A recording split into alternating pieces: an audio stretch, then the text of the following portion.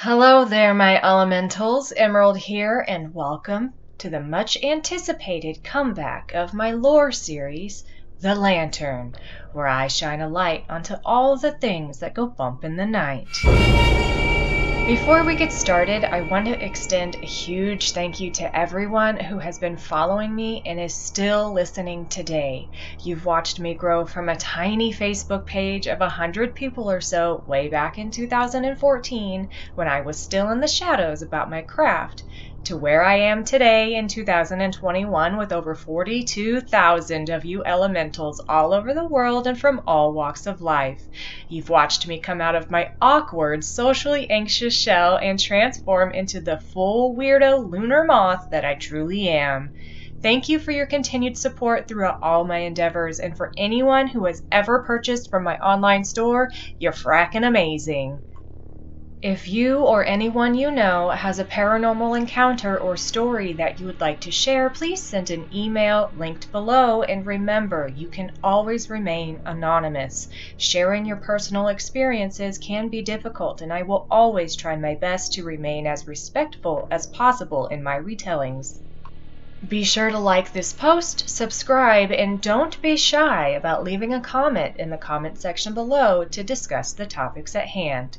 Without further ado, let's get into today's episode of The Lantern.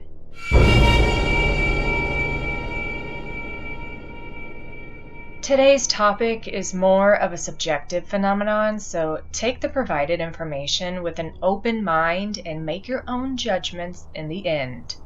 Today we will be discussing tulpas. The word tulpa was adapted by 20th century theosophists from the Tibetan sprolpa, meaning emanation or manifestation. To others, the word tulpa comes from the Tibetan phrase or words to construct or to build or create. To simplify, a tulpa is a thought form. The term thought form has reportedly been used as early as 1927 in Evan Wentz's translation of the Tibetan Book of the Dead. Occultist William Walker Atkinson, in his book The Human Aura, described thought forms as simple ethereal objects emanating from the auras surrounding people, generating from their thoughts and feelings. In Clairvoyance and Occult Powers, Atkinson claimed that experienced practitioners of the occult can produce thought forms in their auras that served as astral projections, which may or may not look like the person who is projecting them, or as an illusion that can only be seen by those with awakened astral senses. Some believe they are spirits or supernatural beings with magical inclinations. To others, a tulpa is an entity created in the mind, acting independently of or parallel to your own consciousness. They are able to think, have their own emotions, memories, and their own free will. To help you visualize better, think of a tulpa this way. They are like a sentient person living in your head, separate from you. If you have any knowledge of the Marvel Universe, Venom is close to a tulpa, though he is able to manifest into a physical form, whereas traditional tulpas are not, without practice that is. There are some debates whether or not tulpas are truly sentient, but in this episode, we will be treating them as such. You create your tulpa by imagining a person in your head and treating them as such. A sentient person. While the exact mechanism is unknown, the longer you give tulpa attention and believe it's sentient, it will become exactly that. It takes time for them to develop a complex personality, but as they grow older, your attention and their life experiences will shape them into a person acting independently of you, with their own hopes, dreams, and beliefs. I know a lot of people can imagine having a narrator in their brain, especially a neurodivergent person like myself, who already does a lot of narrating or mental visualizations all day, every day. But tulpas need meticulous creating and nurturing to maintain their existence. You are literally birthing a new sentience within your source. Imagine at first you narrating to an idea in your mind. Days, weeks, even months can go by.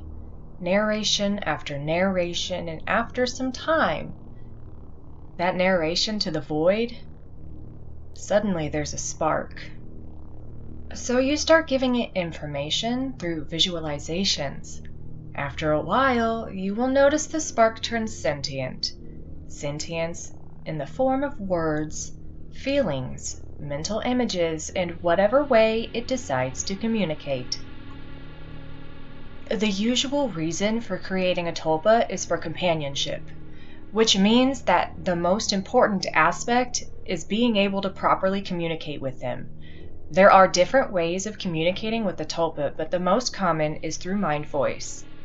Hearing a tulpa's mind voice means hearing thoughts that aren't your own, and you respond by directing thoughts of your own back to your tulpa. Before starting to hear their tulpa's thoughts, some people get head pressures, a throbbing sensation that usually fades with time.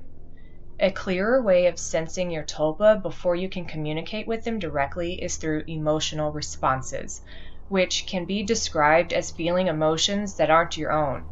You may be able to notice easily when your tulpa is very happy or sad or feels strongly about something.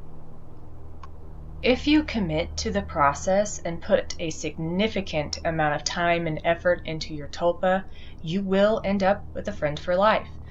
You'll have a big hand in shaping your tulpa's personality, and it'll be easy to understand them, and for them to understand you, almost guaranteeing a close friendship.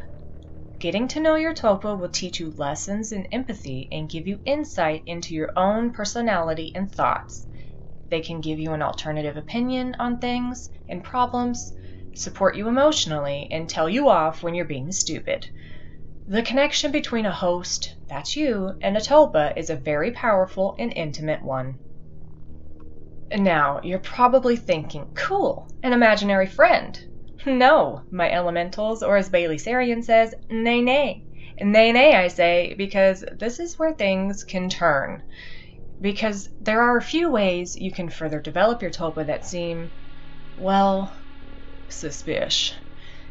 If you have any background in the psych fields, you'll know exactly where I'm going with this. No judgment whatsoever if you do plan on creating a tulpa of your very own, but it does lead one to think if some mental quote-unquote illnesses have been mistaken in cases of a tulpa in the past.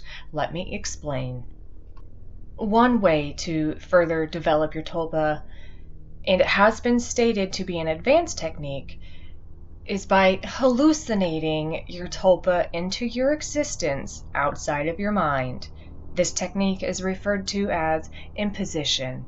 When you master this technique, your tulpa will fit in seamlessly within your physical reality. Only you, the host, will be able to hear them, smell them, or even feel them. This form of interaction is considered the end game for much of the tulpa community. But there is yet another step into bonding with your tulpa and furthering their existence. Possession. You heard me correctly. You can learn to give them possession over your physical body. They will then be able to move all by themselves, learning to be able to do whatever they want. The scariest part of all to myself, that is, some people get possession down before hearing their tulpa's mind voice. Where I can see letting the tulpa be able to communicate through writing or typing things to the host as a plus before the mind voice, it does worry me that some body snatching can ultimately take place in this instance. Because as it is stated, with time you can learn to stop paying attention to your body entirely, while your tulpa is in control. You'll be able to ignore your body's senses and take on imaginary ones, essentially becoming able to lucidly dream while your tulpa does what they want in your body. This technique, when controlled, is called switching. I'm pretty sure Anne Rice wrote an entire book on body snatching. Just saying. But if you want to get rid of the tulpa, the one that you created, reportedly you should meditate and think about your tulpa and imagine it there in front of you, but then practice seeing it inside a white shield of light where it cannot make any sound in your mind. The idea being that when the shield is up, you can't hear it, and it cannot interact with you. And this will help you to remove the bonds between it and you entirely. Now, if you are of the occult world like myself, this may sound a lot like a spirit tricking its way into your mind, body, and soul. So, if this is something you would like to explore more into, please take heed and do some hefty, lengthy research before diving into anything fully. It is said in some tulpa communities that tulpas are not malicious and they are not self-imposed schizophrenia or whatever mental illness you might be thinking of. And these communities state that you will not go crazy and you will not have random hallucinations, but if you have been a practitioner for any length of time, you have experience with unintended consequences. They come out of nowhere and usually take some time and effort to correct. A tulpa is an unknown, and one can never be too sure in the occult world.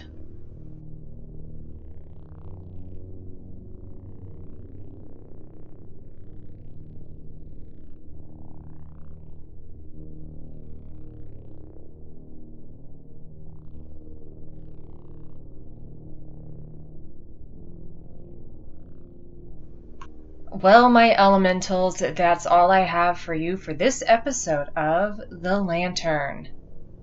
If you or anyone you know has any experience with the topic we discussed today and would like to share your story, please feel free to email me at emeraldhex@gmail.com.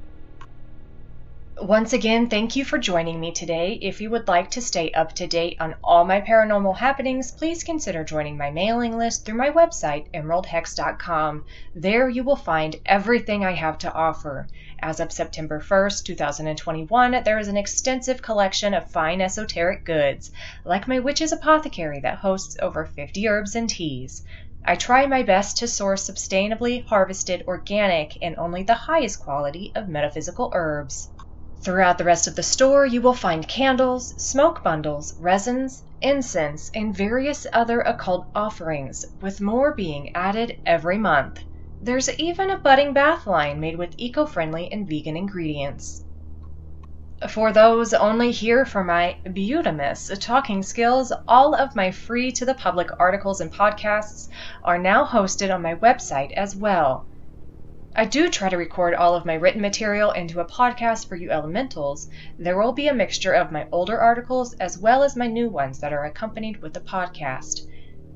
If you find yourself listening to this in August, be rest assured that everything will be up as of September 1st. Until then, I'm in rendering mode, baby.